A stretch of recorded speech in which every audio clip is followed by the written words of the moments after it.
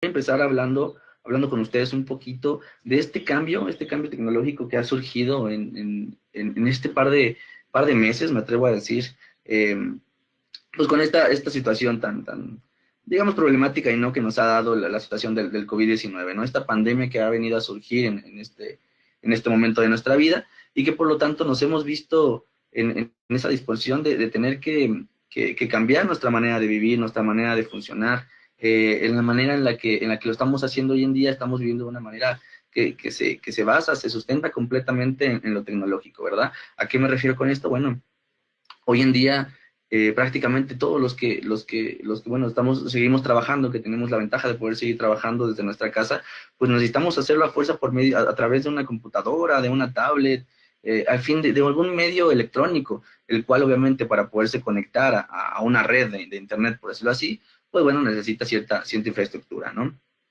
Entonces, pues aquí es donde vamos a empezar, de aquí es donde vamos a surgir, porque creo que es el parámetro fundamental y el parámetro principal de donde empieza a surgir todas estas IoTs que se le conoce como Internet of Things, este Internet de las cosas, el cual va surgiendo para poder hacer, en fin, para poder hacer esta conectividad entre todos nosotros, para poder llegar hasta ustedes como lo estamos haciendo en este momento, ¿verdad? A través de este webinar.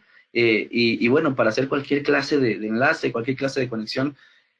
Hoy en día nos hemos dado cuenta en estos 4 meses que hemos pasado en este periodo de cuarentena, pues nos hemos dado cuenta de la importancia que debe tener una infraestructura de un cableado estructurado, trabajando con un desempeño óptimo, con un desempeño el cual se mantiene, digamos, en un estado de trabajo pues muy sólido, que nos dé cierta confianza, ¿verdad? Que nos dé cierta confianza de saber que ese sistema pues va a estar funcionando a su máxima de capacidad, que nos va a poderse ampliar en cierto momento con una facilidad, de cierto modo, con una muy buena facilidad, que si el día de mañana queremos administrar algún factor, pues bueno, se puede hacer también de un modo pues bastante rápido, ¿no? Y crítico, ¿no? Como muchas veces es un punto fundamental. También, pues un punto de los más importantes es que tenga esta versatilidad para poder funcionar hoy en día con diferentes aplicaciones, con las aplicaciones que ya están hoy en día en el mercado, como conocer aplicaciones futuras en las cuales también mi red tenga esta capacidad de poder funcionar con ellas, ¿no? Para que me entiendan un poquito más esta parte, pues bueno, es digamos hablando de estos cursos otra vez, pues hoy en día conocíamos ciertos programas, Skype, ¿no? Etcétera, programas que sirven para hacer este tipo de webinars, para poder llegar a todos, pero también, pues en este periodo, pues han surgido muchísimas aplicaciones nuevas que están tratando de entrar al mercado. Algunas necesitan ciertas especificaciones distintas de acuerdo a la capacidad que requieren para la transmisión, para poder hacer esta transmisión. Y pues bueno, es ahí donde tenemos que tener esta facilidad de crecimiento conforme a aplicaciones futuras, ¿no? ¿Para qué? Pues para siempre tratar de brindar un desempeño óptimo. Aquí es cuando entra ya la parte de nuestros sistemas, que nuestros sistemas son, nuestro nivel tecnológico que ofrecen nuestros sistemas, nuestros equipos, ¿verdad? Nuestros productos, por decirlo así, pues bueno, nos van a dar esa garantía de tener esa confiabilidad, o sea, de que mi sistema va a funcionar, porque mis sistemas pues realmente cumplen con todos los estándares que existen, pues los cumplimos al 100%. Además, pues bueno, obviamente aquí es donde entramos ya a la parte de las buenas prácticas. Conociendo yo creo todas estas buenas prácticas, vamos a garantizar de cierto modo que la, la, que digamos esa calidad que tenga nuestra instalación, pues esté obviamente por encima, y al mismo tiempo, pues bueno, entonces su desempeño, ¿qué es lo que va a pasar? Pues va a ser un desempeño óptimo, ¿verdad? Entonces, pues vamos a tener ahí una confiabilidad en el sistema que realmente va a cumplir con todos los valores que se requieren para estar trabajando tal vez hoy en día con las aplicaciones que existen, pero también nos va a poder dar esa versatilidad para el día de mañana poder trabajar con diferentes aplicaciones que vayan surgiendo en el mercado, ¿verdad? En un futuro. Entonces, pues bueno, esto es lo que estamos buscando a través de estas buenas prácticas, el conocer cómo podemos tal vez mejorar de cierto modo ciertos aspectos que tenemos a la hora de instalación, ¿sale? No queremos ahí bueno, todos tenemos tal vez cierto modo a la hora de hacer nuestras instalaciones, pero que quiero que conozcamos un poco más a fondo de qué manera debemos de hacerlo para evitar estas malas prácticas, ¿verdad? Y para esto, pues vamos a empezar a ver no realmente nos vamos a meter a la parte de qué se debe hacer o qué no se debe hacer. Yo creo que la parte principal aquí es empezar a conocer cómo funciona lo que sería en este caso un UTP o una fibra óptica. Ahorita nos vamos a enfocar un poco más en el cable UTP. ¿Para qué? Para que conociendo su funcionamiento de mi cable UTP, pues bueno, creo que el conocer su funcionamiento, de ahí vamos a poder entonces el día de mañana ya saber por qué no debemos hacer ciertas prácticas, ciertas malas prácticas, ¿verdad? Porque entonces, pues conociendo ya bien el producto, sabiendo cómo es que no se debe de tratar y qué es lo que pasa si yo le debo a tratar mal, pues bueno, entonces ahí ya en automático vamos a entender el por qué no debemos de hacer ciertas malas prácticas, ¿verdad? ¿Qué es lo que realmente nosotros queremos generar? O sea, queremos profundizar un poco más, a entender nuestro sistema, para entonces ya en automático vamos a saber qué es lo que no debemos de hacer, ¿sale? Y para esto, como yo les comentaba, pues existen ciertas normas y estándares, las cuales me van a ir abriendo estas cualidades en una instalación, digamos las cosas que sí se deben o no se deben hacer. Como tal, muchas veces en los cursos de certificación, cuando nosotros preguntamos la diferencia entre una norma y un estándar, la respuesta, la respuesta clásica de todas las personas muchas veces es que se refiere a algo como si fueran sinónimos, como si fuera la misma pregunta, como si fuera la misma respuesta, perdón, simplemente con un nombre diferente, ¿sale? Y realmente aquí no es así, realmente son cosas, fíjense, son cosas que van completamente de la mano, y ahorita vamos a entender el por qué. Son cosas que van completamente de la mano, pero sí son cosas que nos indican algo diferente, ¿sale? Eh, como tal, cuando se habla de una norma o un código, sabemos que estamos hablando de algo completamente obligatorio. Aquí no hay, digamos, no cabe la opción del querer hacerlo o no querer hacerlo. Cuando hablamos de una norma, simplemente estamos hablando también de ciertas repercusiones legales. Entonces, debemos de acatarnos a ellas sí o sí, ¿verdad? Aquí no tenemos otra opción. Eh, Algunos ejemplos de la norma, pues bueno, son el NEC, que es el National Electric Code en Estados Unidos, ¿verdad? Que rige toda la norma eléctrica en Estados Unidos. En México tenemos la NOM, la norma oficial mexicana. Eh, y aquí pongo como un ejemplo muy claro el código de construcción. Y fíjense, les voy a poner aquí un ejemplito para que lo podamos entender de una manera mucho más a fondo, por decirlo así. Eh, si yo construyera una casa aquí en la Ciudad de México, digo, yo estoy dando aquí cursos de la Ciudad de México, por eso lo pongo de ejemplo, pues la Ciudad de México es una zona que todos yo creo que sabemos que es una zona sísmica. Entonces, el día de mañana que yo quisiera construir una casa, digámoslo así, de 3 pisos, pues qué cualidades debe de tener esa cimentación de mi casa para poder soportar lo sísmico, ¿no? Tal vez aquí el código de construcción me indica que, bueno, que mis cimientos deben de tener cierta estructura, no sé, la cual pues debe soportar estos sismos, ¿verdad? Si yo construyera una casa en Acapulco, en Cancún, en la playa, pues bueno, y tal vez no sea, bueno, en Acapulco es zona sísmica también, pero hablando, digamos, en Cancún, ¿no? Que no es una zona sísmica, pero obviamente como está al nivel del mar, pues bueno, la cuestión del salitre, de la humedad, la corrosión, qué sé yo, estos factores me van a llevar hacia una normativa la cual ya no me está involucrando tanto una cimentación que me deba soportar un grado sísmico, me está involucrando ya la parte de corrosión, de humedad, la cual me indica que debo de poner ciertos elementos que me puedan soportar pues estas cualidades climáticas que se encuentran en esa zona. Entonces, pues el código de construcción aquí me está indicando que debo de seguir cierta ley para construir dependiendo del lugar donde estemos y dependiendo obviamente del ambiente que esté en ese lugar, de acuerdo obviamente a la zona, ¿verdad? Al lugar. ¿Y esto para qué? Pues me habla completamente de seguridad personal, ¿sale? Si yo construyo una casa en la Ciudad de México y no acato estas normas y el día de mañana hay un sismo, que puede ser un sismo muy leve, ¿verdad? Y la casa se me cae, pues ¿qué es lo que estoy poniendo en riesgo? Lo que estoy poniendo en riesgo ahí sería la seguridad de cada una de las personas que viven, por decirlo así, en esa casa, ¿sale? Entonces, pues realmente las normas o códigos, eso es el factor principal por el cual surgen, por la seguridad personal, como bien lo dice aquí, por el factor tan importante como es la vida humana. O sea, estas normas surgen realmente para cuidar a la vida humana, ¿sale? Entonces, bueno, ahorita le estoy poniendo un ejemplo con el código de construcción, pero imaginemos que la norma oficial mexicana nos viene haciendo prácticamente lo mismo de acuerdo a trayectorias de canalización, todas estas cuestiones que ahorita nos vamos a meter. Pero bueno, siempre va a ser resguardando la integridad de cada una de las personas, o sea, la vida humana, ¿sale?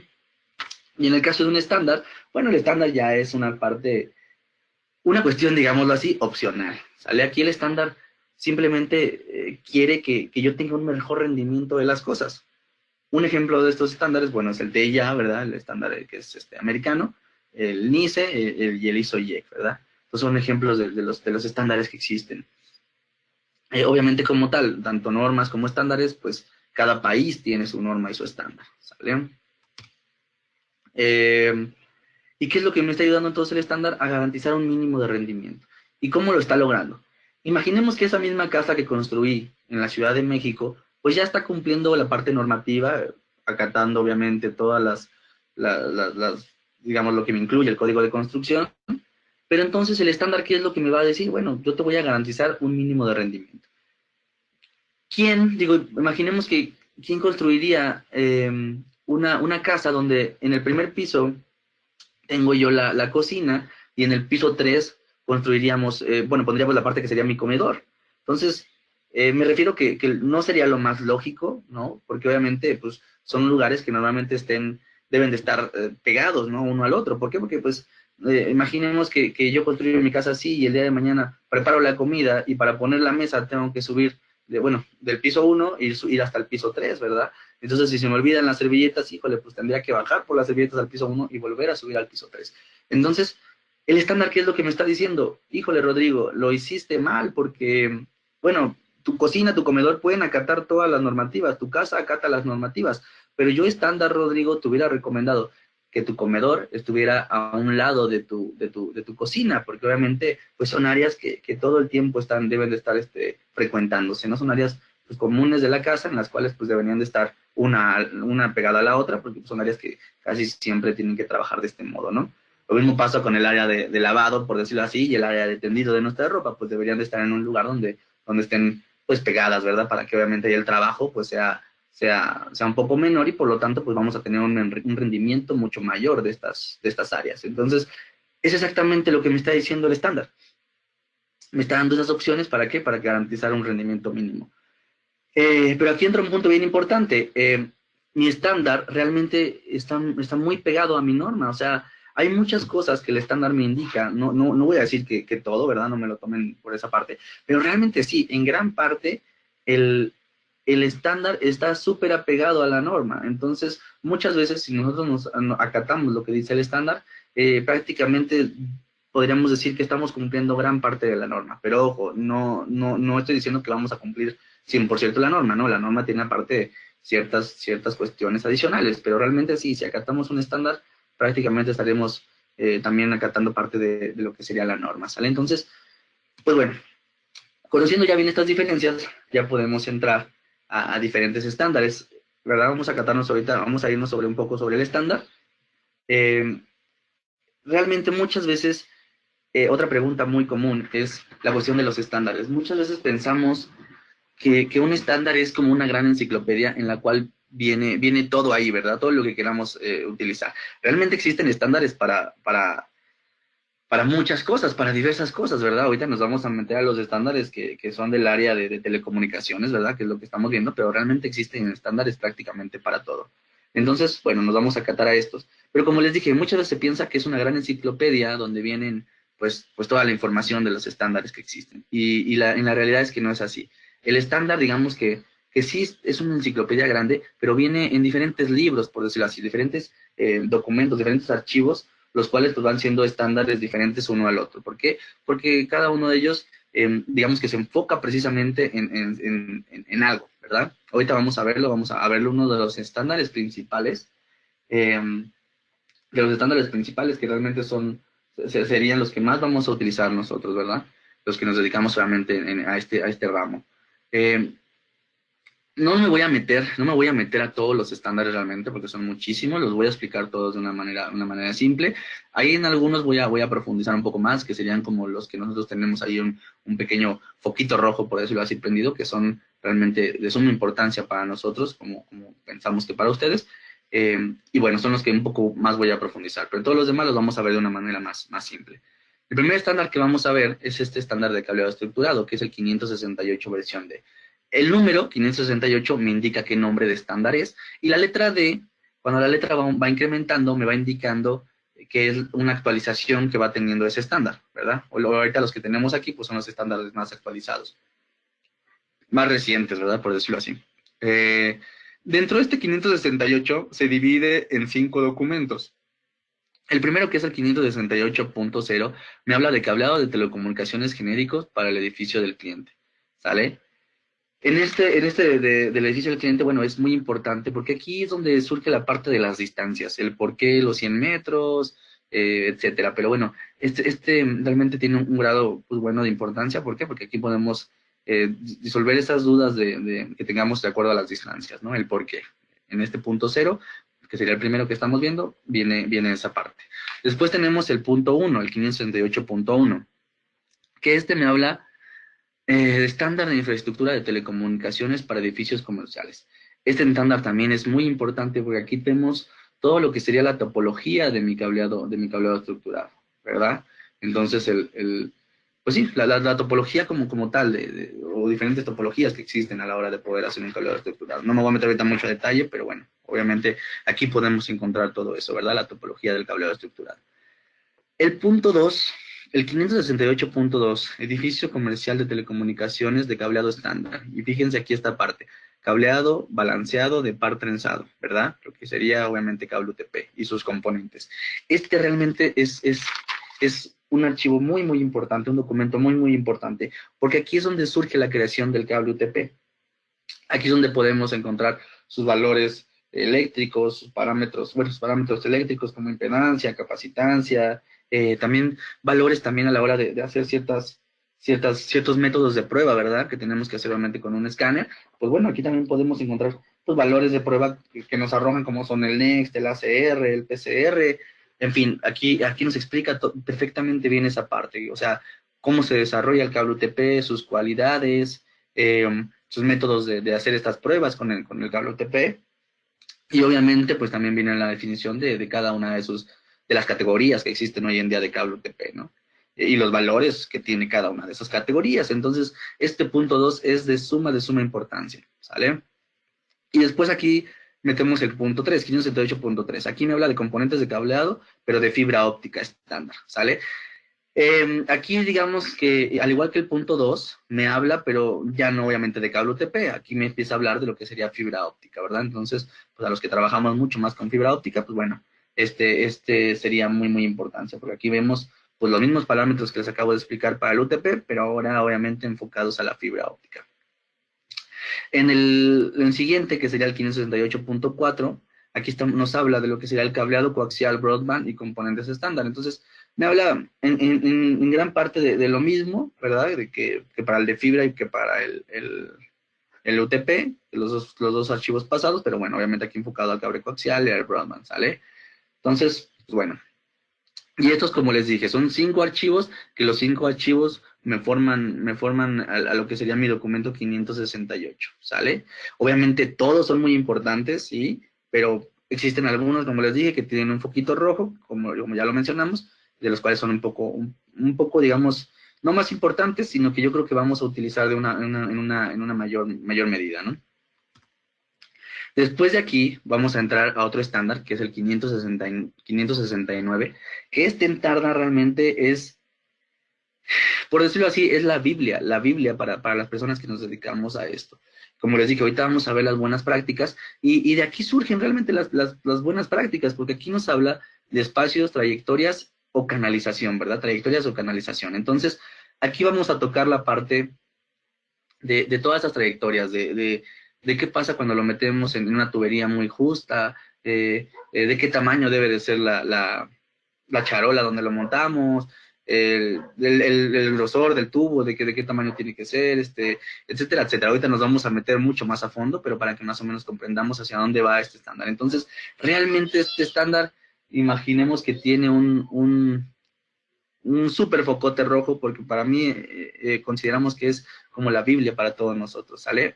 Entonces, pues bueno, este estándar la verdad es que es de gran, gran, gran utilidad. Después surge el estándar del 607, que como bien lo dice, pues simplemente nos habla de tierras físicas, ¿verdad? Como bien sabemos, pues un sistema de cableado estructurado, pues debe de estar perfectamente bien aterrizado con las tierras físicas, y bueno, aquí nos indica pues todos los elementos que debe de conllevar para tener una tierra física pues buena, ¿no? El 606 me habla de la administración, identificación y etiquetación. Como tal, debemos de tener en nuestros paneles, en nuestros cables, bueno, una etiquetación. ¿Para qué? Para poder tener esta identificación y una administración, obviamente, de manera mucho más rápida y más precisa. ¿Sale? Como tal, es una parte bien importante también, porque, pues, como les dije, primero es crucial el poder hacer obviamente, esta identificación. Si no tenemos una etiquetación, pues bueno, no vamos a poder tener esta identificación tan rápida, ¿verdad? Y pues bueno, nos podemos meter ahí en problemas si tenemos algún cliente, un usuario final que tenga que tener, que sea de riesgo su identificación, ¿sale? Entonces la etiquetación nos ayuda en gran medida a esta parte. Como tal, etiquetación, pues nosotros siempre la solicitamos, ¿sale? Cuando es obviamente una certificación. Y bueno, entramos a la parte de 942. Aquí me habla de infraestructuras de telecomunicación para data center. Realmente aquí, pues bueno, obviamente como bien dice su nombre, está enfocado para lo que sería data center. Entonces, no me voy a meter realmente. El 598 me habla del código de colores que debe llevar la fibra óptica. Tampoco nos vamos a meter mucho. El 7 también es bien importante, porque fíjense, aquí me habla el 758B. Me habla de planta externa propiedad del cliente. Si se dan cuenta, me habla también de distancias y trayectorias, ¿verdad? Pero el 569, que les dije que iba a ser nuestra Biblia para instalación, realmente si se dan cuenta también me habla de trayectorias, sí, de trayectorias, canalización. ¿Cuál es la diferencia de uno u otro? Bueno, este 758 me habla de esas trayectorias, pero que existen en planta externa, es decir, en el exterior, digamos, de un edificio a otro edificio, ¿sale? Entonces, ¿cómo hacer esa trayectoria? ¿Cómo debe ser esa trayectoria hecha? Pero bueno, obviamente en el exterior. Y en el 569, que fue la Biblia, pues en ese entonces lo que vamos a hacer es esas trayectorias, pero que deben de ser dentro de un edificio. ¿Me explico? Entonces, esa es la diferencia de uno u otro. Por último, bueno, tenemos el 1005, que habla de cableado industrial. Tenemos el 862, que me habla de un sistema de cableado para automatización. Este es bien importante. Hoy en día, este estándar está completamente enfocado a lo que sería lo que se conoce como Smart Buildings, ¿verdad? Soluciones de un edificio inteligente. Entonces, toda esta automatización que debe tener un edificio inteligente, edificios comerciales de este tipo, pues bueno, en este archivo lo podemos encontrar. Entonces, realmente pues va a ser, es un documento ya muy importante que obviamente cada día va a ir solicitando una demanda mucho mayor. Entonces, bueno, más para que lo recordemos, ¿verdad? Porque es un archivo realmente importante. El 570 me habla de un cableado residencial, entonces digamos que son las características especiales que debemos de tener cuando se hace una instalación en alguna zona residencial, como su nombre lo dice. El 1179A me habla de hospitales, entonces aquí realmente es lo mismo que el anterior, que es residencial, pero aquí obviamente va enfocado a estas características especiales que debemos de tener en ciertos ambientes hospitalarios o clínicas, ¿verdad? Donde debe de ser tal vez algunas clases de cableado específico que requieran los hospitales, pues bueno, aquí también lo tenemos, ¿verdad? Y aquí viene pues todas las características que debe tener ese cableado. Y el 4966 me habla de lo mismo, pero enfocado obviamente al área o al sector educacional, ¿verdad? En ambientes escolares, como pues obviamente escuelas, universidades, etcétera. Entonces, pues bueno, estos son, pues yo creo que los principales estándares, ¿verdad? Como les dije, todos son bien importantes, ¿sale? Todos son bien importantes, pero pues existen algunos que para nosotros son pues fundamentales. ¿Por qué? Porque de ahí es donde podemos tomar prácticamente todo cuando vamos a enfocarnos a una instalación, a un proyecto con un cableado que sea 100% certificable, y obviamente al ser 100% certificable, pues tiene que estar apegado a las normas y a los estándares completamente, ¿verdad? Y aquí es donde ya vamos a entrar a la parte funcional de nuestro cable UTP. Entonces, como les dije al principio, pues creo que es bien importante el que entendamos cómo funciona el cable UTP para que una vez que sepamos de qué manera, digamos, transmite, de qué manera trabaja mi cable, pues les aseguro que va a ser mucho más fácil el poder comprender cuáles son los tratos que no debo hacer, que no debo hacerle a mi cable, porque pues entonces ya sé qué va a pasar si lo doblo, si lo machuco, si le hago un manguerazo, ¿verdad? Esos efectos que le estoy platicando, que creo que pues todos hemos pasado por ahí en algún momento. Entonces, pues obviamente sabemos que no debemos de tratarlo de cierto modo, pero el por qué, ¿verdad? El por qué es lo que quiero que aclaremos ahorita, que entendamos cómo funciona este cable para que entonces, ya que entendamos el por qué no debo de hacerle esos tratos, en automático vamos a saber eh, eh, qué hacer y qué no hacer, por decirlo así. Bien, y aquí es donde surge uno de los parámetros principales, que son las líneas de transmisión. Realmente existen dos tipos de línea de transmisión, las que conocemos como balanceadas, líneas de transmisión balanceadas y líneas de transmisión no balanceadas. Eh, Como tal, una línea de transmisión balanceada, como bien lo dice aquí la descripción que tiene, pues es esta línea, este medio que tiene la capacidad de cancelar la captación o emisión de ruido en el modo común. Como nosotros sabemos realmente en nuestro ambiente, ¿verdad? En cualquier situación, pues va a existir este famoso ruido, como lo conocemos, el cual va a tratar de estarse filtrando en nuestro conductor, en este caso, pues pensando que una línea de transmisión balanceada es el cable UTP, ¿sale? Entonces, mi cable UTP tiene esta capacidad de poder cancelar esta captación o emisión de ruido de modo común. Entonces, eso es lo que lo hace una línea de transmisión balanceada, ¿sale? Y esta línea de transmisión balanceada, vaya, ¿por qué es balanceada? ¿Qué es lo que le da este balance? Este balance lo logra con el trenzado que tiene cada uno de los pares. Todos hemos visto un cable UTP, sabemos que trae 4 pares, los 4 pares pues vienen trenzados. Entonces, este trenzado que trae el cable pues me ayuda a hacer del cable UTP una línea de transmisión balanceada y que tenga esta capacidad, ¿sabe? A la línea, no se preocupen, ahorita lo vamos a profundizar un poquito más, ¿sale? La línea de transmisión no balanceadas como tal, pues bueno, una línea de transmisión no balanceada, pues sería todo lo contrario, ¿verdad? La que no tiene la capacidad de cancelar este ruido de modo común por ella misma, ¿verdad? Un ejemplo muy claro, pues sería un cable coaxial.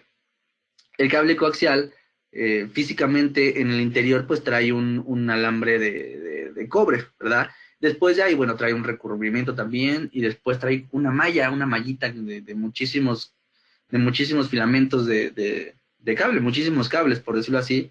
Entonces, esa malla, ¿qué es lo que me está ayudando? Bueno, esa malla me ayuda a poder hacer esta cancelación del ruido. Entonces, pues por eso es que el cable coaxial pues no es una línea balanceada porque necesita de esta malla para poder cancelar esa interferencia del ruido. Y en el caso del cable UTP, pues bueno, aún no teniendo esa malla, me ayuda a poder hacer esa cancelación del ruido, ¿sale? Entonces, bueno, esto es un pequeño ejemplo para que entendamos esta parte de una línea de transmisión de balance o no balance. Como tal, siempre que se tiene un conductor el cual pues vamos a presentar en ella una carga, una corriente, pues bueno, ¿qué se va a generar en mi conductor? Se va a generar un campo electromagnético. Al generar este campo electromagnético, pues bueno, obviamente ahí es el famoso ruido que se está generando en mi conductor, ¿sale? Pero ¿qué pasaría entonces? Estos dos cablecitos amarillos aquí, imaginemos que son dos cables que están viajando en paralelo, ¿verdad? Aquí no tienen ningún trenzado, no tienen nada. Son dos cables, simplemente están pegados, por decirlo así, viajando en paralelo, ¿sale? ¿Qué es lo que pasaría con las cargas de estos dos cables, con el campo electromagnético de ambos?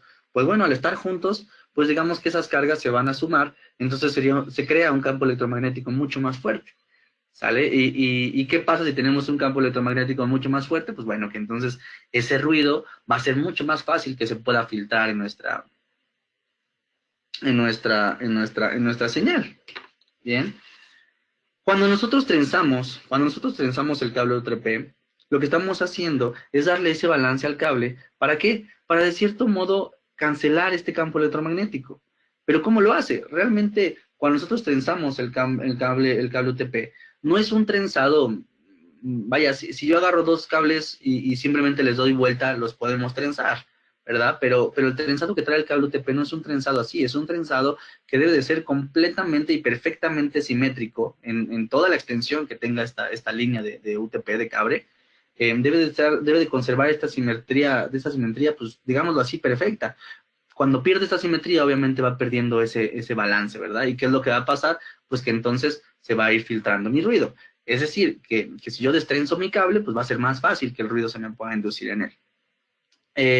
¿Qué es lo que estamos logrando al trenzar? Al trenzar estamos invirtiendo la polaridad del campo electromagnético, ¿verdad? En uno de los conductores. Entonces, ¿qué es lo que va a pasar con esos campos? Pues se van a anular, ¿verdad? De cierto modo ahí se están cancelando o eliminando los campos electromagnéticos.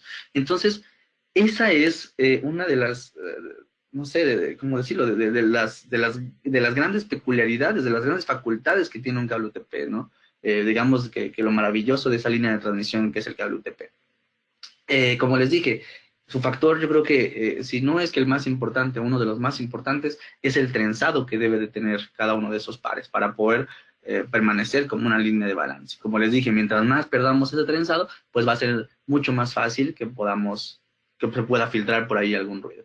Y al final, si se destrenza el cable un poco más o así, bueno, siempre le va a afectar, pero si se hace obviamente en la menor medida, pues bueno, le va a afectar menos. Y esto aquí me da o sea, ¿qué es lo que pasa si pierde este trenzado? Pues bueno, el ancho de banda de mi cable va a ir disminuyendo, ¿verdad? Porque entonces, pues el ruido se le va a estar filtrando de una manera mucho más efectiva y va a ser más difícil para mi cable poder transmitir. Entonces, no digo que va a dejar de funcionar, ¿sale? No va a dejar de funcionar, pero al final vamos a tener ahí una disminución en esa capacidad que tiene mi cable.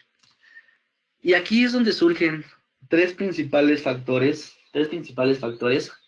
eh, bueno, más bien factores de error al instalar, ¿no? Yo creo que son como los tres errores más comunes, pero además son los tres errores que normalmente le hacen más daño a mi cable, ¿sale? Entonces, fíjense, imaginemos esta parte. El primer punto, como ya lo vimos en la diapositiva pasada, pues bueno, el primer punto de gran importancia es el destrenzar de más. Entonces, debemos de evitar destrenzar de más nuestro cable UTP. Yo sé que aquí va a entrar también la primera cuestión de decir, Rodrigo, es que pues estás medio loquito, Rodrigo, porque pues siempre que se hace un conector o algo, pues tenemos que destrenzar el cable, ¿verdad? Entonces, bueno, obviamente para destrenzar el cable existe una medida bajo estándar, el cual es el máximo de destrencia de un cable. ¿Para qué? Para garantizarnos el que ese conector y que el cable pues no pierda su buena funcionalidad, ¿sale? Ahorita nos vamos a meter a eso, no se preocupen. Entonces, bueno, el primer punto sería el destrenzar de más. El segundo punto dice manipular mal el cable. Que al mismo tiempo de que manipulamos mal el cable, normalmente, digamos, este pequeño efecto, ¿verdad? De manguera, que le conocemos como efecto de manguera, que se nos dobla el cable. ¿Qué es lo que le está pasando aquí a mis conductores? Voy a poner un ejemplo muy exagerado, pero es, digamos, real. Si yo tuviera una tubería de agua metálica, la doblo y la regreso a su posición original, vuelve a quedar exactamente igual y pues la respuesta es no, ¿verdad? ¿Por qué no? Pues bueno, le va a quedar ahí cierto doblez, cierta muesquita en el tubo, el cual ya me va a impedir, si mi tubo era de 1 pulgada, esa muesca que le hice me va a impedir que siga transmitiendo el agua a una pulgada, ¿verdad? Digamos que se me va a bajar tal vez a 3/4 o a media, dándolo como ejemplo, les dije un poco exagerado, ¿verdad? Pero realmente es lo que le pasa a mi cable. Ese tubo de agua entonces ya no va a poder transmitir la misma capacidad que tenía de agua. ¿Por qué? Por el doblez que le hicimos. Entonces, ¿qué es lo que va a pasar con un cable cuando le hacemos un ejemplo como esto, ¿no? Pues estamos doblando mi cable, lo enderezamos y pensamos que queda igual, pero realmente le estamos generando una muesca a mi cobre. Entonces, ¿qué es lo que me va a hacer? Bueno, pues va a seguir transmitiendo, sí, seguramente va a seguir transmitiendo, pero ¿qué es lo que va a pasar? Aunque no nos demos cuenta, estamos ahí dañando esa capacidad que tiene mi cable de transmisión. Entonces, pues bueno, es un factor bien importante. Y el último es el juntar los conductores. Imaginemos que aquí mismo, en este efecto de manguera, eh, físicamente, ¿qué le está pasando a mi cable? ¿Se estará destrenzando? Sí, se está destrenzando aquí mi cable, ¿verdad? Entonces ya estamos perdiendo ese primer factor de importancia, el trenzado. Después de aquí, bueno, estamos manipulando mal el cable. ¿Se estará deformando mi conductor? Sí, también se está deformando mi conductor. Y el tercer punto, ¿qué es lo que me está obligando aquí el forro a hacer? Si se dan cuenta, el forro, pues está mucho, mucho más permítame, mucho más, aquí el forro pues está obviamente mucho más apretado, mucho más justo. Entonces, ¿qué es lo que está pasando? Pues bueno, que entonces el forro me está obligando a juntar mis conductores. Entonces, pues imaginemos que mis conductores en ese doblez están destrenzados, se están modificando el conductor y además los estoy juntando, pues bueno, eso quiere decir que entonces mis conductores se pueden estar de cierto modo mezclando uno con otro, ¿sale? Y esto, pues, ¿por qué nosotros siempre manejamos estos como los tres principales errores al instalar? Porque realmente son errores que pasan, eh, digo, sin querer o queriendo, pero son errores que pasan todo el tiempo, ¿no? Por más cuidado que tengamos, pues nadie es perfecto y son errores que siempre vamos a tener. Pero realmente son los errores que siempre nos están pasando. Cuando se hace el efecto de manguera, ¿cuál de estos tres estamos cumpliendo? Pues, bueno, sí, cumpliendo, ¿verdad? ¿Cuál de estos tres errores estamos cumpliendo? Pues los tres. Cuando estamos destrenzando el conductor para hacer un remate, un ponchado, estamos obviamente cumpliendo los tres, ¿verdad? Cuando a la hora que hacemos el conector, pues bueno, destrenzamos, maleamos nuestro conductor y también juntamos los conductores. Cuando le hacemos este efecto como de manita de puerco, ¿qué le estamos haciendo a mis conductores? Los mismos tres efectos, ¿verdad? Cuando apretamos un cincho de más, ¿qué es lo que estamos haciendo? Los mismos tres efectos. En fin, a la hora de dar un martillazo, que le pase la llanta de un carro por encima del cable, todos estos, estas cosas que nos pasan a la hora de estar haciendo una instalación, pues son los principales errores de riesgo que tenemos, factores de riesgo, perdón, y que además todo el tiempo pasan, ¿no? Y algo bien importante aquí, muchas veces si lo vemos como, bueno, pues nada más es un doblez, ¿verdad? Y ya después lo enderezo y ya, pues no pasa nada, es algo mínimo. Y la verdad es que sí, tal vez no le pase nada al cable si solamente pasara algún efecto de estos ejemplos que les acabo de dar a lo largo de alguna instalación de cada uno de los nodos, ¿verdad? Pero en la realidad es que, pues todos estos efectos no pasan solamente una vez en ese mismo tramo de cable, ¿verdad? La realidad es que puede pasar X número de veces. Entonces, ¿qué es lo que va a pasar con cada vez que le pase eso al cable? Bueno, digamos que se le va a ir restando esta capacidad que tiene de transmisión.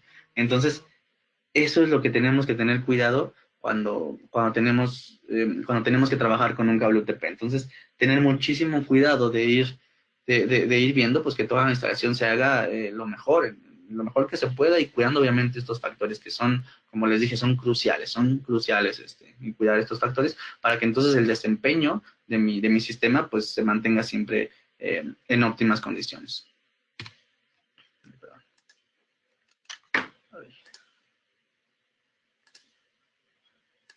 Permítanme.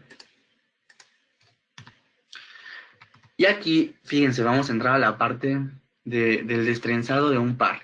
Esta tablita que yo tengo aquí, donde me indica la categoría y el máximo destrenzado que debe de tener un par, esta tablita pues se cortó directamente del estándar, ¿verdad? Para que pues, realmente veamos que es algo del estándar y no algo que digamos haya creado yo, ¿verdad? Entonces, es algo que está en el estándar y que se apega completamente a lo que está en la norma.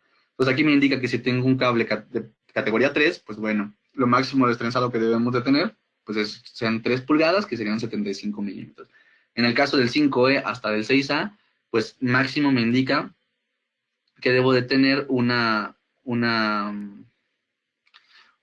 destrenzado máximo de 0.5 pulgadas, lo que serían 13 milímetros, ¿verdad? Si yo les preguntara, bueno, ¿cuánto es lo que se destrenzamos de un par cuando hacemos un conector? La verdad es que nunca sabemos, ¿verdad? Y tampoco, vaya, no lo vamos a medir, estoy de acuerdo. Imagínense el tiempo que te perderíamos ahí, ¿verdad? Pero aquí entra una parte muy buena de práctica. Obviamente tratar de hacerlo en lo menos que se deba, lo menos que se requiera, más bien, el destrence. Pero además un factor bien importante. Muchas veces cuando destrenzamos, ¿hasta dónde destrenzamos? Destrenzamos a nuestro nivel del forro, ¿verdad? Pero ¿qué es lo que pasa aquí? Si se dan cuenta, mi cable ya viene bien en paralelo, veo que se destrenzó hasta el nivel del forro, pero ya no alcanzo a ver qué pasó más abajo. Y les aseguro que este cable, así como se ve perfectamente bien destrenzado, les aseguro que no llegó aquí su destrence, les aseguro que su destrence se fue hacia abajo. ¿Cuántos milímetros hacia abajo? Pues no sabemos, ¿verdad? Pero obviamente eso es algo que nos va a afectar bastante en nuestra transmisión. Entonces, aquí una pequeña opción, ¿verdad? Que les queremos dar para hacerlo de una medida un poquito mejor. y poder garantizar este destrenzado, pues bueno, es mantener el trenzado tal vez no hasta abajo, sí hacerlo lo más abajo que se pueda. Aquí este ejemplo está un poco exagerado, obviamente está mucho más arriba, pero bueno, el punto aquí queremos que ustedes vean es que tratar de destrenzar hasta donde nosotros todavía podamos ver que sigue trenzado mi cable, ¿sale? Y no como en este caso que se fue hasta abajo y seguramente se fue mucho más para abajo. Entonces es el destrense y mantenerlo hasta un lugar donde pueda ser todavía visual, ¿sale? Entonces, ¿para qué? Para asegurarnos que no se haya destrenzado de más. Entonces, este es un primer factor bien, bien importante. Cuidar ese destrense con esta opción que lo podemos hacer cuidar de una mejor manera. Y fíjense aquí, este pequeño ejemplo, la verdad es que es hermoso porque se alcanza a ver perfectamente bien esos errores que podemos tener a la hora de hacer un conector, ¿sale? Obviamente aquí lo hacemos con un conector jack, ¿verdad? Es un conector jack que si lo vemos, pues lo estamos viendo por la parte de atrás. Tiene obviamente mis cables. Si vemos aquí la imagen de arriba del lado derecho, ¿qué es lo que podemos observar? Tenemos los 4 pares. Si yo les preguntara, ¿se ve muy destrenzado cada uno de los pares? Obviamente aquí los que más se ven son el verde y el naranja. Y si nos basamos en ellos, pues realmente no están prácticamente nada destrenzados. Realmente mantienen el trenzado lo más que se puede. Realmente se destrenzó muy poquito, ¿verdad? La siguiente pregunta aquí, ¿se ven que se están mezclando mis conductores? Pues no, ¿verdad? Se ve que todos salen del forro y que están bien, digamos, con una separación buena para que no se estén ahí filtrando mis señales. Entonces, está muy bien. ¿Y creen que se esté deformando mi conductor? Bueno, probablemente sí, porque obviamente pues nunca nos va a quedar perfecto, ¿verdad? Eso sería obviamente ilógico, pero bueno, tal vez sea lo mínimo que se tenga que hacer. O sea, está en sus condiciones óptimas este conector. Y por lo tanto, ¿qué nos está entregando aquí nuestra gráfica? Esta línea roja, el escaneo, esta línea roja que tenemos aquí me indica mi nivel del estándar. Si yo me encuentro por encima de mi línea roja, quiere decir que mi conector está por arriba del estándar. Si yo quedo por abajo del estándar, pues bueno, quiere decir que mi conector obviamente está por abajo del estándar y está mal hecho. En el caso de la imagen del lado izquierdo, ¿qué es lo que está pasando aquí con mis conductores? ¿Están trenzados? Pues no, ¿verdad? Aquí el trenzado, digo, está más que perdido y ya no alcanzamos a ver hacia abajo del forro cómo está, pero seguramente pues tengo algunos milímetros de trenzado hacia adentro del forro. ¿Se están mezclando mis señales? Pues sí, ¿verdad? Porque aquí, fíjense, se dan cuenta, el verde pasa en medio del café, acá el otro verde pasa en medio del naranja, y bueno, eso es lo que alcanzamos a ver desde aquí, ¿sale? Pero entonces, pues, ¿qué me está diciendo? Que pues está mal hecho, ¿sale? ¿Y qué es lo que pasa a la hora que yo hago los escaneos?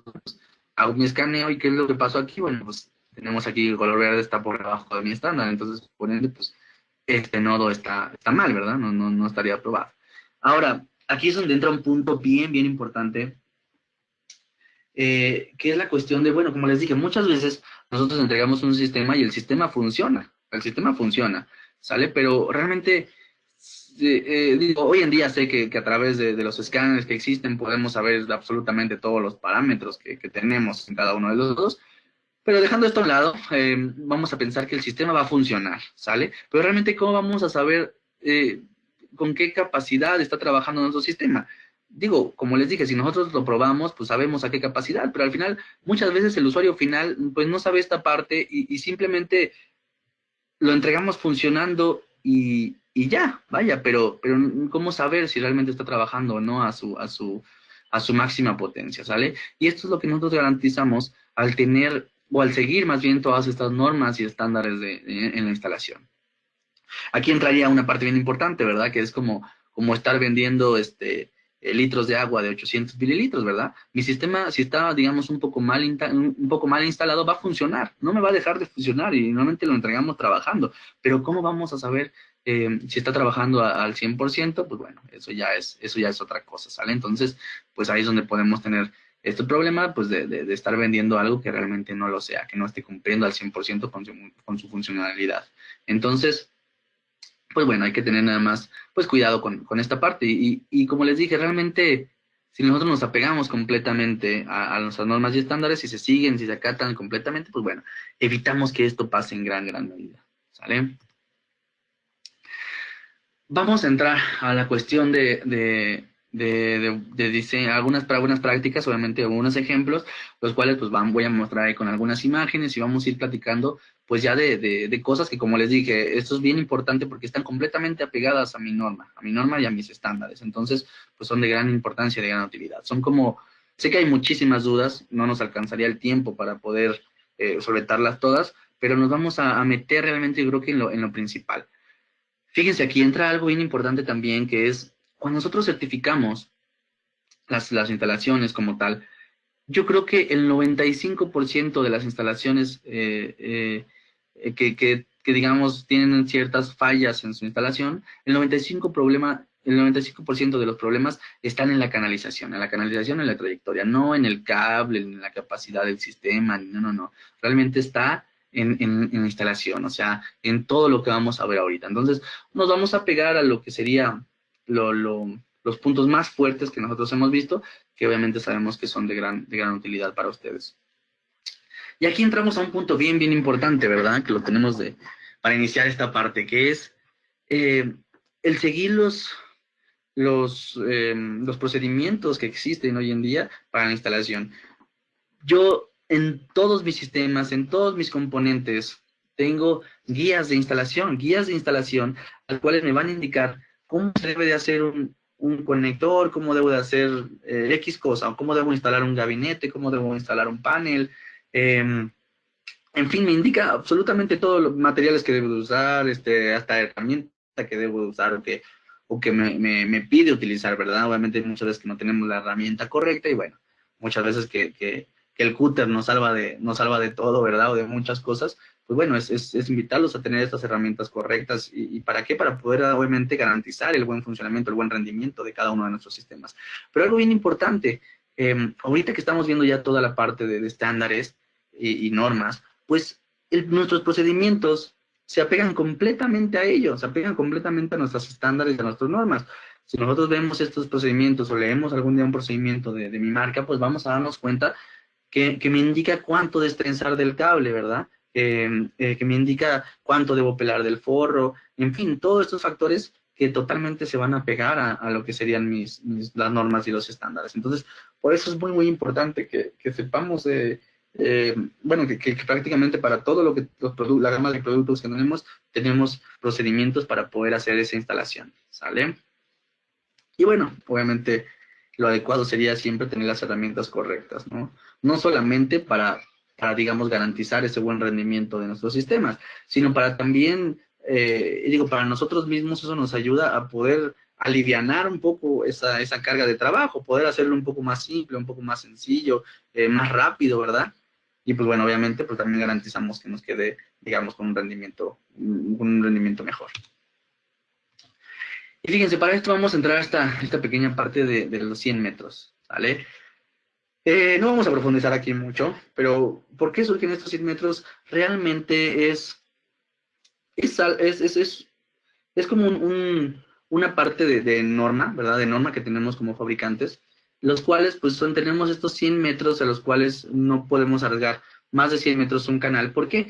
Porque tal vez ahí ya nuestro sistema, nuestro cable, pues se puede haber afectado en la transmisión, ¿sale?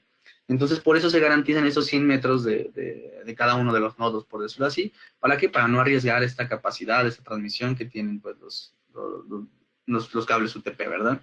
Eh, y fíjense, la parte C, donde está la letra C, toda esta parte que sería desde mi panel de parcheo 1, todo lo que sale aquí, todo este cableado, hasta la salida de telecomunicaciones, es lo que realmente llevaría todas estas trayectorias de canalización, ¿están de acuerdo?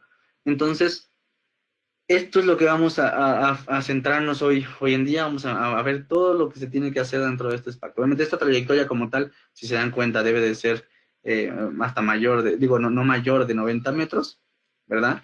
¿Para qué? Para que, pues bueno, los otros 10 metros, hoy en día lo que nos indica el estándar es que, bueno, aquí en estas partes llevaríamos patchcore, ¿verdad? De la salida de telecomunicaciones hacia mi equipo, hacia mi computadora en este ejemplo, es un patchcore. En la parte de mi panel de parcheo 1, el panel de parcheo 2, pues bueno, es otro patchcore, ¿verdad? Para hacer esta administración rápida.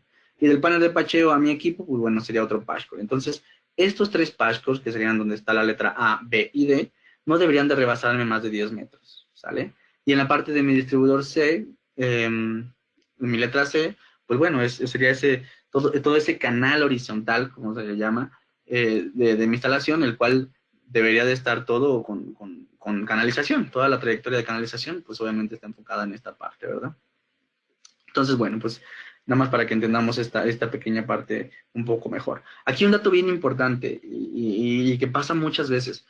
Cuando nosotros hemos llegado a ciertas certificaciones, bueno, puede ser que los patchcores que pusieron en la computadora, si son, por decir un número, son 100 nodos los que instalaron, y los 100 nodos pidieron este patchcore de una medida de 3 metros, cuando en la realidad es que hoy en día con las mesas modulares, pues todo nos queda ahí a la mano, ¿no? A unos cuantos hasta centímetros, me atrevo a decir. Entonces, pues realmente no necesitaríamos un patchcore de 3 metros para todas las computadoras. Tal vez se necesiten 50 de 3 metros, tal vez sí, y los otros 50 deban ser de 1,20 m. Entonces, bueno, es esta buena... este buen diseño que debe tener un cableado estructurado, que desde ahí partimos con esta parte, ¿no? El mantenernos siempre con un trabajo óptimo, pero además entregar al usuario final, pues, pues esta ventaja, la cual debe de ser un distintivo de nosotros hacia otras personas, de que vean realmente que podemos entregar un trabajo, un diseño bien estipulado en un cableado. Y además, viendo esta parte del diseño en los patchcores, pues bueno, también puede ser monetariamente hablando, pues podemos hacer ahí una reducción, yo creo que considerable, ¿verdad? Para una instalación, ¿no? Entonces, bueno, obviamente pasa exactamente lo mismo con los otros patchcores. Entonces, esta cuestión de diseño, pues bueno, considerar siempre las medidas de los patchcores como un buen consejo que les quiero dar, y no tal vez generalizar, ¿no? Generalizar y decir, bueno, necesito 200 patchcores de tal medida, ¿no? Cuando tal vez en la realidad necesitemos solamente cierto número de una medida, cierto número de otra medida y cierto número de otra medida, ¿sale? Entonces, pues aquí entramos a una parte de diseño también bien importante, ¿sale?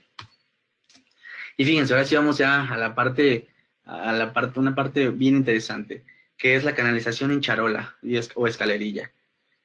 Viendo esta imagen, ¿no? Así a ojiómetro, por decirlo así, si yo les preguntara, ¿qué capacidad hablando de un porcentaje, qué capacidad de lleno tiene esta charola, ¿no? Digo, todos nos estamos ahorita tal vez imaginando que la capacidad de esta charola está al 100%, ¿no? Porque pues bueno, se ve llena, está completamente llena la charola y pensamos que ahí está llena a un 100%. ¿Y qué creen? No está llena a un 100%, está llena a un 50%, ¿no? Y ahí van a decir, ay, Rodrigo, pero pues, ¿estás loco? ¿Cómo va a estar ahí llena a un 50%? O sea, si se ve a full, si se ve que ya no le cabe ni uno más.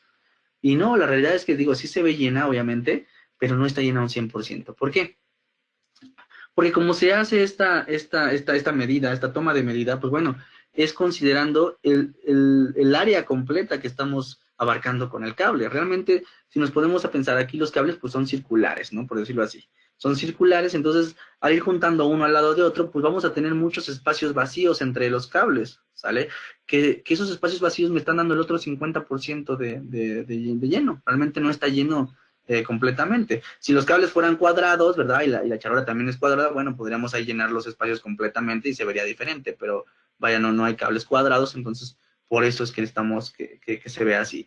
Si yo sé que no se puede, pero poniendo un ejemplo, si yo agarro una licuadora, le aviento ahí todos los cables que tenemos ahí, los licúo y me queda un líquido, ¿verdad? Y lo vierto sobre mi charola, pues entonces ese líquido que sí me va a ocupar completamente bien el área de mi charola, pues estaré llegando a la mitad pues, de la charola, ¿verdad? Estaré llegando nada más a la mitad. Entonces ahí sí podríamos apreciar mucho mejor que está al 50%. Pero realmente así como está esta charola, está llena al 50%. Y esto es algo bien común. Muchas veces, ¿qué es lo que pasa, verdad? En las mismas instalaciones, pues bueno, que vemos charolas que están llenas a la mitad. Bueno, que están ocupadas a la mitad, no llenas a la mitad. Ocupadas nada más a la mitad de la charola. ¿Por qué? Porque muchas veces lo hacemos nada más a ojiómetro, ¿verdad? Entonces, consideramos que a la mitad es el 50% y por eso ya no le llenamos más. Entonces, si tenemos una charola que tiene una pared de 30 centímetros de alto y nada más la llenamos hasta los 15 centímetros, bueno, pues estaríamos desperdiciando ahí todos los 15 centímetros hacia arriba que tenemos disponibles de la charola, ¿sale? Entonces, de este modo podemos entonces ya ver esta primera parte muy importante, ¿verdad? Para la hora de considerar una charola, de qué dimensión debe ser la charola. Y fíjense, para ello tenemos aquí una pequeña formulita, ¿verdad? Que me está indicando, ok, ¿qué porcentaje quiero ocupar de la charola? Bueno, el 50%. el ancho que, el diámetro que tiene tal vez mi cable, y luego, bueno, ¿por qué lo vamos a multiplicar? Por el ancho que tiene la charola, por la profundidad de la charola, y bueno, aquí al final, pues bueno, nos va a dar una división del área utilizable de la charola que tenemos contra el área de uno de los cables nada más, y me va a arrojar, siguiendo esta fórmula, la cantidad de cables que debe de tener como máximo esa charola, ¿sale? Entonces, pues bueno, eso es lo que se debe de, lo que debemos de poder, lo que debemos de poder considerar cuando utilizamos una charola, ¿sale? Y ya conocer que uno de los primeros valores bien importantes, pues es que bajo norma la charola debe de estar al máximo 50% de su capacidad, ¿sale? Otro punto bien importante es para sujetar esa charola, ¿no? ¿Qué se debe de poner? Bueno, se ponen los soportes, obviamente, para sujetarlo desde el techo, si fuera este su caso, y después, estos soportes pues deben de llevar ciertos tirantes, ¿no? Como les llamamos, que, fíjense, estos soportes deben de estar máximo uno de otro, máximo a 1.5 metros, ¿sale? Muchas veces los ponemos a 2, 2.5, hasta 3 metros, y pues bueno, queda bien, no digo que no quede bien, pero realmente, ¿qué es lo que va a pasar? El día de mañana que haya un sismo, que haya un temblor o que algo esté pasando, pues eso me va a aumentar el riesgo de que esa charola se me pueda caer. Y si se me llega a caer, ¿qué es lo que va a pasar? Si va pasando una persona por debajo de esa charola y la charola está cargando, no sé, 100 kilos, 200 kilos, pues imagínense, ¿no? O sea, podrían matar a esa persona si se le cae encima. Entonces, por eso es tan importante seguir estas medidas, ¿sale? Estas normas. Otro punto bien importante es el uso de accesorios adecuados. Cuando hacemos estas derivaciones, digamos, salirnos de una charola y querer pasarnos hacia un tubo, pues existen accesorios adecuados, accesorios específicos que existen obviamente para poder hacer esa salida sin ningún problema. Aquí, un punto bien importante es el, el, el saber que nuestro cable, en todo eso que sería mi letra C, ¿verdad? En todo ese canal de mi cable, el cable debe de quedar, bueno, no debe de quedar expuesto nunca, ¿no? Ya sea en charola, en tubería, en cualquier canalización que vayamos a utilizar, pero el cable nunca debe de quedar expuesto. Porque si se llega a cortar ese cable, ¿qué es lo que va a pasar? Pues bueno, se tendría que reemplazar el cable por completo, ¿verdad? Entonces siempre es bien importante utilizar accesorios adecuados. ¿Por qué? Porque eso nos van a ayudar a proteger el cable en mayor medida. Bien. Eh, y fíjense, vamos a apartar ya a la parte de utilizar la tubería, el tubo conduit. El lado izquierdo de la tabla tengo el tamaño del conduit, ¿verdad? Si fuera un conduit de media pulgada o de 3/4 o de 1 pulgada, hasta, bueno, aquí tengo hasta 4 pulgadas, ¿vale? Esta tablita también se sacó del estándar. Y aquí, ¿qué es lo que me está diciendo? Bueno, si tengo una tubería de 1 pulgada y el diámetro de mi cable es de 0.24 pulgadas, mi tubería es de 1 pulgada, ¿cuántos cables van a caber ahí como máximo? Ah, bueno, pues me cabrían 6 cables como máximo, ¿sale? Entonces, esta pequeña tablita la verdad es que pues es importante, es muy importante porque nos da de una manera muy simple, pues los parámetros que debemos de seguir cuando utilizamos tubería, ¿verdad? ¿Cuántos cables deben de entrar dentro de esta tubería? Muchas veces vemos tuberías que están, híjole, retacadas de cables, ¿no? Que realmente, digo, si le soplamos y sale aire, muchas veces hasta cabe hay un cable más. Entonces, es lo que hacemos, meter un cable más. Y ahí, ¿cuál sería el riesgo que tiene ese cable? Bueno, en el caso de la tubería, pues es completamente cerrada. Si yo quisiera jalar un cable el día de mañana, o sea, ya está la instalación hecha y yo quiero sacar un cable para cambiarlo de trayectoria o reemplazar el cable, qué sé yo, ¿lo voy a poder hacer? Pues probablemente sí, pero entonces la fuerza que yo voy a utilizar para jalar ese cable, pues va a ser mayor. Entonces, ¿qué es lo que va a pasar? Pues que voy a dañar ese cable, o que voy a tener en un porcentaje más alto, digamos, la capacidad de dañar ese cable. ¿Sale? Entonces, pues bueno, por eso obviamente se deben de considerar este máximo llenado a su 40%. A diferencia de la charola, pues era un 50%, pero obviamente en la charola pues no está, digamos, completamente cerrada, ¿verdad? Nosotros ahí podríamos sacar el cable tal vez con un riesgo menor. Bien. Eh, y esto es otro punto bien importante cuando se habla de tanto de la charola como de tubería, ¿verdad? El radio de curvatura. El radio de curvatura máximo que debe tener un cable UTP es de 4 veces su diámetro, ¿vale? En el caso de una fibra óptica, pues es de 10 veces su diámetro. ¿Y esto por qué? Pues bueno, la fibra óptica al final es un vidrio, el cual tiene obviamente un grado de resistencia muy, muy bueno, pero pues al final lo podemos llegar a romper, y lo podemos romper de una medida, con una medida mucho, mucho más fácil que los demás. Entonces, por lo tanto, pues el radio de curvatura de la fibra óptica pues es mucho mayor, ¿verdad? Para garantizar entonces que no la podamos pues quebrar, ¿no? Eh, Otra cosa bien importante, pues bueno, aquí en la imagen de la palomita vemos un radio de curvatura pues bien hecho, en el cual pues se dan cuenta pues el cable no lo estamos realmente eh, pues haciendo una mala manipulación, ¿verdad? Está dentro de todo pues bien hecho ese radio de curvatura. Y aquí en el tachecito pues bueno, vemos un radio de curvatura que es excesivo y que además, pues bueno, ya me está generando aquí este pequeño plieguecito en mi cable, el cual que me está haciendo, pues los tres factores que vimos al principio, ¿verdad? Estamos ahí, pues destrenzando, estamos manipulando el conductor y estamos juntando los cables. Entonces, es otro factor bien importante en la cuestión de la tubería. Si nosotros no mantenemos ese 40% máximo de llenado, pues cuando hagamos curvas en la tubería y todas estas cuestiones, pues va a ser mucho más fácil que el cable pues quede de este modo, digamos, un poco maltratado, ¿no? Y que obviamente estemos excediendo el radio de curvatura. En el caso de la conexión con tubería, y aquí regresando, bueno, máximo debe de existir, hablando de una línea recta, ¿verdad? Imaginemos que vamos a instalar tubos rectos, completamente rectos, pues bueno, máximo tenemos que tener 30 metros entre un registro y otro. Entonces, si nosotros vamos a ir derecho, digamos, 60 metros, pues bueno, que no hubiera ninguna curva, nada, podemos meter un registro cada 30 metros como máximo, ¿sale?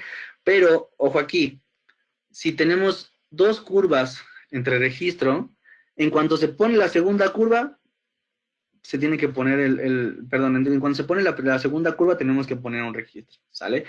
Y aquí ya no importa si esos 30 metros, si la primera curva la pusimos a los 5 metros y la segunda curva la estamos poniendo a los 8 metros, pues bueno, de inmediato a esos 8 metros después de la curva, tengo que poner un registro, ¿bien? Ya no es a esos 30 metros, acuérdense que esos 30 metros es únicamente cuando vamos en línea completamente recta.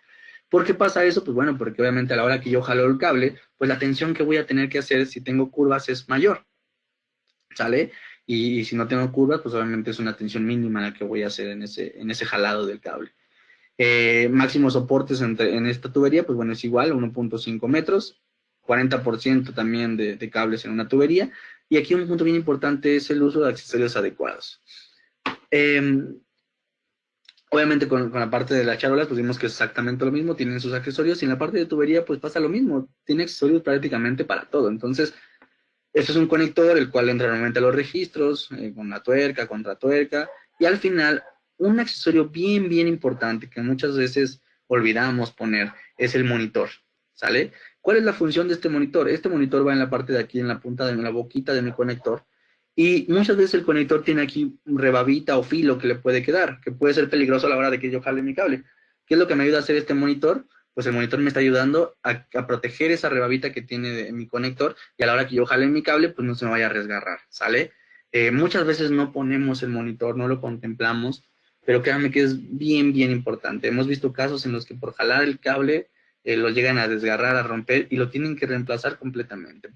Porque, y si hubieran tenido este monitor, pues no hubiera pasado eso, ¿sale? Entonces, por eso les hago esta mención del monitor, que es un elemento bien importante y además, pues sumamente barato, ¿verdad? Este conectorcillo podría costar algunos centavos, ¿verdad? Algunos centavos. Entonces, realmente es un punto bien importante, el utilizar realmente todos los accesorios que existen. Entramos ya a la parte de etiquetación, perdón. Entonces, la etiquetación mínima que nosotros solicitamos para un cableado estructurado debe de ser etiquetación en paneles, etiquetación en placas y etiquetación en cada uno de los cables, ¿sale? Como lo tenemos aquí en estas fotos. Entonces, es como mínimo lo que se pide para la etiquetación, y que al final pues, realmente eso nos está garantizando, vaya, yo creo que les garantiza mucho más al usuario final, al integrador, el poder hacer esta administración pues mucho más rápida y mucho más exacta y precisa, sin perder tanto tiempo, en fin, ¿no? Para cuestiones de mantenimiento también nos está ayudando bastante. Entonces, pues no dejarlo a un lado, en la parte de la etiquetación, ¿sale? Porque aparte es algo que se pide para algo, para una certificación. El correcto uso de velcros contra cinchos, ¿no? Aquí la pregunta común es, ¿los cinchos están prohibidos? realmente no, los cinchos están, se pueden usar sin ningún problema, pero también hay que conocer el buen funcionamiento de un cincho. ¿Qué es lo que pasa, ¿verdad? Cuando les expliqué esos errores principales? ¿Qué es lo que pasa cuando yo ahorco un cincho y lo aprieto así lo más que se puede? Pues bueno, estoy causándole al cable estos tres factores, ¿verdad? Estos tres errores que se me está destensando, se me está juntando, mi conductor lo estoy ahí maleando mi conductor. Entonces, ¿qué, ¿qué es lo que me va a garantizar la comparación de cincho contra velcro? Bueno, el velcro, aunque yo lo apriete muy duro, claro, si exagero puedo hacer lo mismo, pero aunque yo lo apriete duro, pues de cierto modo no es como el cincho que es más delgado, entonces por lo mismo, pues voy a poder ahorcar mi cable. El velcro realmente, aunque yo lo apriete duro, pues corre menos el riesgo de dañar el cable de este modo. Y además entra un punto bien importante, que es la estética. ¿Sale? Si yo comparo estas imágenes contra imágenes que tengan puros hinchos, pues realmente voy a tener una repercusión muy fuerte en cuestión de estética, ¿sale? ¿Qué es lo que yo recomiendo al 100%? Pues los velcros. Como tal, el cincho no está prohibido, pero si vamos a poner un cincho que sea nada más al llegue, ¿verdad? No ahorcar lo demás. Pero nosotros recomendamos, pues, en gran medida, pues, el uso de velcro, ¿verdad? Porque además, como les dije, entra un factor bien importante, que es el factor estético, ¿sale? ¿Se dan cuenta? Estas son imágenes que hablan exactamente de eso, de factores estéticos.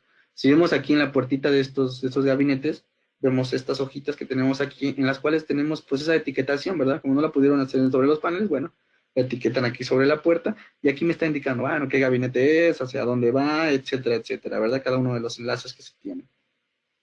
Fíjense aquí estos enlaces que se hicieron con fibra, utilizando obviamente accesorios adecuados. ¿Para qué? Para el poder hacer el peinado, el peinado, el acomodo de la fibra de una manera pues bien pues estética, ¿no? Manteniendo la estética siempre. Aquí la cuestión de la tierra, pues también está aquí la tierra, cumpliendo obviamente con todos los estándares y normativas a la hora de poder hacer una tierra, ¿verdad? Este es otro ejemplo, ¿verdad? De estética. Y fíjense, algo bien común, el uso de placas a ras de suelo. Queda prohibido, obviamente, el utilizar las placas de pared a ras de suelo. ¿Por qué? En primera, si las llegamos a mojar, se van a descomponer porque no están hechas para eso. En segunda, como son muy pequeñas, la gente no las ve, entonces puede correr riesgo de tropezar con ellas y podemos causar un accidente. Otro punto bien importante es que si nosotros aquí ponemos un patchcore, el patchcore va a quedar completamente bien, digamos, paradito hacia arriba, ¿no? Imaginemos del piso hacia arriba, y entonces va a ser mucho más fácil para ese patchcore romperse o dañarse porque va a estar haciendo una fuerza mucho mayor, ¿sale? Obviamente lo que se debe de utilizar son estas placas pata de mula, como se le conocen, agarradas de suelo, las cuales pues, son mucho más resistentes a que alguien las pise, se pueden esconder para que alguien también evitemos que se tropiece, son mucho más visibles, entonces la gente las ve con mayor facilidad, evitamos que se tropiecen. Muchas de ellas existen también contra agua, para que si se llegan con el simple trapear se podría dañar la simple, ¿verdad? Como esta, y aquí pues con trapear la gente que está trapeando ahí, pues bueno, no la va a dañar, vaya, no va a ser mucho más difícil que dañe. Entonces, pues las placas de ras de piso es lo que se debe utilizar realmente en una instalación. Otro punto bien importante, está prohibido el uso de conduits, ¿verdad? Sea el conduit que sea, está completamente prohibido. ¿Por qué? ¿Qué es lo que pasa aquí entonces? Creo que ya podemos ver perfectamente qué es lo que le causa el conduit a mi cable. El radio de curvatura que tiene un conduit no es el adecuado para que se debe de mantener en un cable. Entonces, pues no es lo correcto y está prohibido utilizar conduits, ¿sale? Um, los registros, fíjense un punto bien importante. Muchas veces hemos utilizado los registros para poder hacer este cambio de dirección, ¿verdad? Si es a la derecha o es a la izquierda, utilizamos el registro como medio de cambio de dirección y eso realmente también está prohibido. Lo que se debe de utilizar es, aparte del registro, si quiere hacer un cambio de dirección, se pone un codo para poder hacer ese cambio de dirección. ¿Y por qué pasa eso? ¿Por qué pasa eso, verdad? Pues imaginemos que tenemos aquí un cable que viene por este tubo y me da la vuelta hacia acá, así como lo acabo de dibujar. ¿Qué es lo que pasaría si yo jalo este cable de cualquiera de los dos lados? Bueno, pues el radio de curvatura de mi cable, pues solamente lo estoy arriesgando, ¿verdad? Y en este otro ejemplo, pues bueno, el radio de curvatura de mi cable, pues de cierto modo se mantiene más protegido, más cuidado con una curva en esta forma. Entonces, siempre debemos de hacer un cambio de dirección, no a través de un registro, sino a través de una curva. Entonces, si ponemos un registro, pues después salimos con una curva para poder hacer ese cambio de dirección. ¿Sale?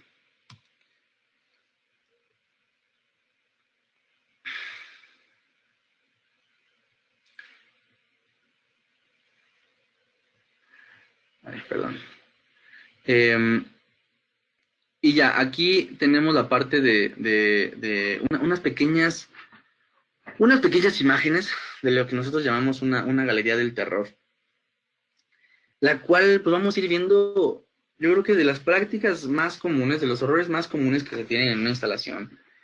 Y ahorita pues ya vamos, ya nuestro panorama ya está mucho más amplio y ya en automático nos vamos a dar cuenta, primero, del error, de lo que está pasando, de las normas que estamos, tal vez, normas y estándares que estamos incumpliendo, y además, en automático vamos a saber qué es lo que le está pasando a mi cable, ¿verdad? Ya vamos a saber que mi cable, pues, está destrenzando, que estoy modificando mi conductor, que, pues, todos estos factores de malas prácticas que vamos a poder estar aquí apreciando, ¿sale?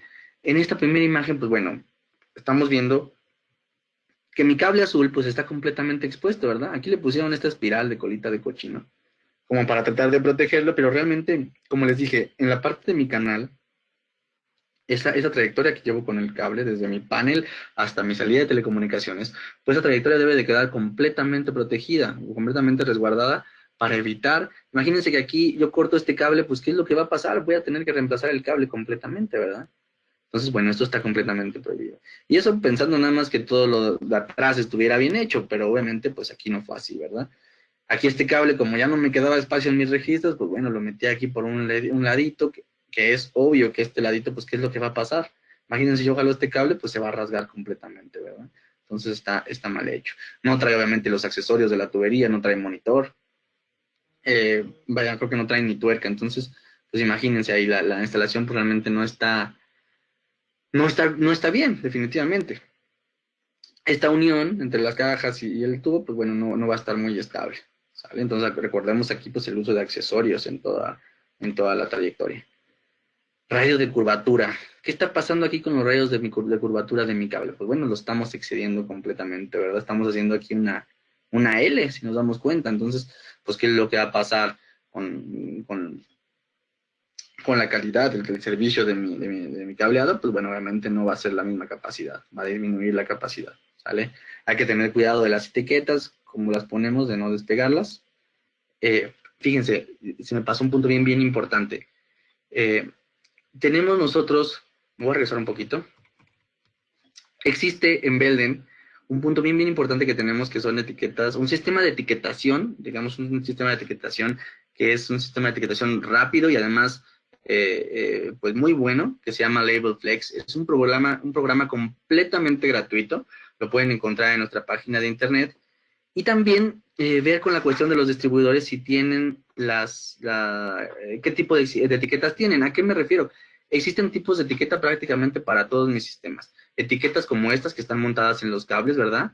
Entonces, viene una hoja tamaño carta las etiquetas y las podemos meter así a nuestra impresora y se imprimen, vaya, en un minuto podríamos tener 1000 etiquetas listas, ¿sale? Tanto para paneles, como para placas, como para cable. Entonces, los invito a que se metan a la página de internet y conozcan este sistema, que la verdad es una solución bastante rápido y bastante buena para etiquetación, ¿sale?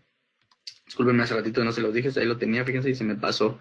Pero bueno, Label Flex es un gran sistema para etiquetación. Entonces, pues evitas con esas etiquetas, digamos, que pase esto, que utilicemos otro tipo de etiquetas, las cuales, pues, el pegamento no se adhiera bien, etcétera. Entonces, bueno, pues, utilizar un sistema de etiquetación, obviamente, para mantener las etiquetas bien pegadas y los sistemas bien identificados, ¿sale? Aquí, por ejemplo, ¿qué es lo que estamos viendo? Pues es una caja como de 1 pulgada, ¿no? Poniéndola como ejemplo, en la cual estamos introduciendo un tubo, pues, no sé, de 3/4. Entonces, ¿qué es lo que está pasando aquí? Bueno, para poder hacer este cambio de una tubería más delgada a una más gorda, más gruesa o viceversa, pues bueno, podemos utilizar. Existen ciertos dispositivos como Coupler que funcionan para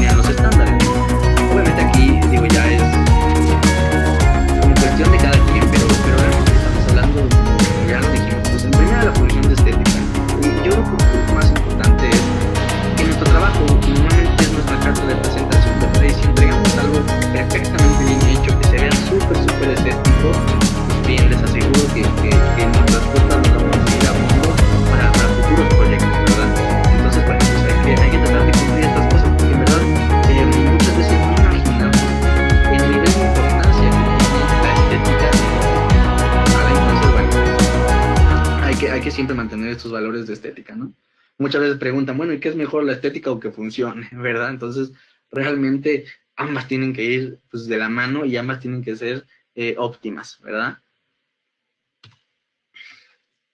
Fíjense aquí, esta instalación es un panel de fibra óptica en el cual se hacen enlaces, pero el enlace quedó en la parte de adentro, pero pues dejamos estos cables de fibra expuestos, cuando realmente aquí el error que tuvo este instalador es que no leyó el instructivo de cómo instalar esta fibra, entonces estos hilos de fibra los dejó por fuera del panel. Obviamente estos hilos de fibra tuvieron que haber quedado resguardados dentro de esta misma cajita, ¿verdad? ¿Y esto por qué fue? Bueno, fue un error por no seguir estos procedimientos, estas guías de instalación pues, que ya se tienen. Aquí, bueno, una canalización en la cual no utilizaron pues, los accesorios adecuados para poder hacer esa curva, etcétera. Aquí en esta imagen vemos muchísimos errores, ¿sale? El primero que tenemos, que es crucial, ¿qué estamos haciendo aquí? Bueno, estamos perforando la losa, ¿no? Realmente esto es una losa, entonces aquí perforamos la losa. Y aquí tenemos que tener mucho cuidado, ¿por qué? Porque aquí podríamos tener penetración de humedad en la losa de alguien y entonces pues, podría ser un problema fuerte, ¿verdad? Otro punto bien importante, cuando se trabaja en el exterior, no se recomienda la tubería, no es válida la tubería delgada, perdón, se recomienda siempre la tubería de pared gruesa, ¿sale? Obviamente el registro que estamos utilizando aquí, pues no es un registro para exterior, que tenga gomas para que se selle y queda completamente cerrado y no pueda penetrar el agua. Bueno, pues aquí tampoco lo están utilizando, ¿verdad? Vaya, aquí ni tapa le pusieron. Aquí apenas se alcanza a ver, pero también utilizaron un condulet. Eh, en fin, utilizamos aquí el mismo registro para hacer cambios de direcciones, lo cual también está prohibido. Seguramente ocupa mucho más del 40% la capacidad de cada uno de los tubos, entonces, pues bueno, aquí en esta imagen podemos ver muchísimos errores, ¿sale?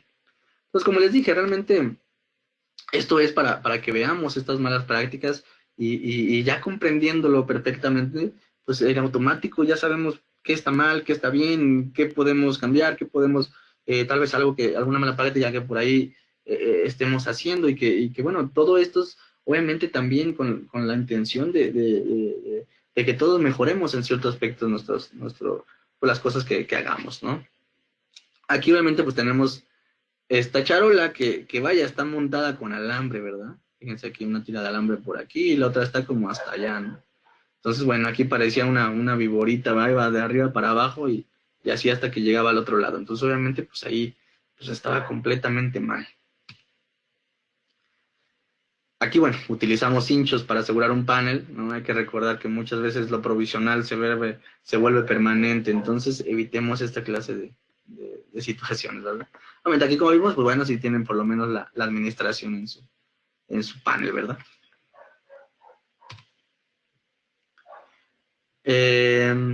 La holgura. Muchas veces la cuestión es de la holgura. eh, Dejamos cierta holgura en nuestros componentes y está bien, o sea, yo creo que un punto importante es tal vez no exceder esa holgura que se tiene, ¿no? Como en este caso creo que fue pues un poco en exceso, pero además el punto más importante es que esta holgura la dejaron afuera del gabinete. Entonces si yo la llevo a cortar de aquí, pues de nada va a servir mi holgura, ¿verdad? Mi holgura debe de quedar resguardada dentro de mis gabinetes o dentro de mi gabinete, ¿no? Entonces de ese modo, pues mi holgura va a estar protegida. Pero si la dejamos de este modo, pues bueno, obviamente, eh, no digo que no sirva de nada, pero si la llegan a cortar, pues ahí sí ya, hasta ahí llegó mi holgura, ¿verdad? Y todo lo demás. Entonces, vaya, hay que tener bien en cuenta esta parte de las holguras. Y aquí, pues bueno, podemos ver también un radio de curvatura excesivo ya en la salida de telecomunicaciones, ¿sale? Las cuales obviamente es el otro elemento que debe estar etiquetado, ¿verdad? Por la parte frontal, pero es otra parte que debe estar etiquetada. Esta canaleta que la utilizaron como si fuera un tubo, ¿verdad? Y además, pues sujetada con cinta de aislar y bueno, obviamente, pues una práctica completamente mal, inadecuada. Aquí, bueno, pues también seguramente no está al 40% de su capacidad, seguramente es mucho más. Y aquí se dan cuenta, pasaron de ser tubo al registro. Como no cabían en un registro, pues se pusieron dos registros, ¿verdad? Y salimos con canaleta, ¿verdad? Entonces eso obviamente pues está muy mal. El uso de los accesorios, ¿verdad? Como les dije, para bajar de una charola hacia tubería, bueno, pues se deben de utilizar también. Aquí vemos otra cosa. Aquí estamos utilizando un tubo, este, tubería, digamos, flexible, ¿verdad? Que existen dos tipos. Plástica, como la estamos viendo aquí, que está completamente prohibida. La que sí se puede utilizar es en el caso de la que conocemos como condulet, ¿verdad? Esa licuatay, ¿no? Perdón, como licuatay, esa tubería la podemos utilizar. Entonces, como les dije, tubería plástica flexible está completamente prohibida, ¿sale? Y aunque sea esta tubería flexible metálica, la que está permitida al Liquatay, bueno, se permite en cierta distancia y además también con todos los accesorios que debe de llevar. Y ya por último, para terminar este pequeño curso, este pequeño webinar que tuvimos, vamos a ver las ventajas de certificar con nuestro producto. En primera, bueno, el integrador debe de certificarse con nosotros. ¿Para qué? Para entonces ya poder ofrecer estos certificados al usuario final y ese plus que van a tener los usuarios finales de tener una garantía de que su sistema va a estar, bueno, digamos, con esta garantía durante 25 años, ¿sale? En automático ingresan a un sistema especial, que le conocemos como PAPS, que es un sistema especial que digamos, pueden tener acceso a ciertos programas especiales, promociones, ¿no? En el sistema PAPS. Obviamente, el tercer punto es que otorgan esta flexibilidad para que los integradores le puedan entregar al usuario final una garantía de 25 años para los defectos de fabricación y mano de obra. Que al final lo que estamos buscando es ir de la mano, nosotros como fabricante, junto con los integradores, ¿para qué? Para que podamos ofrecerle esto al usuario final, ¿sale? El usuario final recibe un certificado con la documentación completa, ¿verdad? Un diploma, como una carta, una certificación, que es esta garantía por 25 años, con la cual ellos van a estar, pues, de cierto modo, amparados ante cualquier cosa. ¿Sale? Y pues el punto más importante, que esta certificación le va a dar esa certidumbre al usuario final de que la instalación tiene un respaldo, tanto de nosotros como fabricante, de la marca que es esa instalación, como bueno, el integrador que haya realizado esa instalación. Entonces, pues juntos trabajamos de la mano en esa parte, ¿para qué? Para poder ofrecerle al usuario final pues una certificación por 25 años. Entonces, por eso es tan importante el seguir y apegarnos a todas estas normas de la mejor manera, ¿sale? Para que pues juntos podamos ofrecer esta certificación que realmente es un gran plus para nuestros usuarios finales.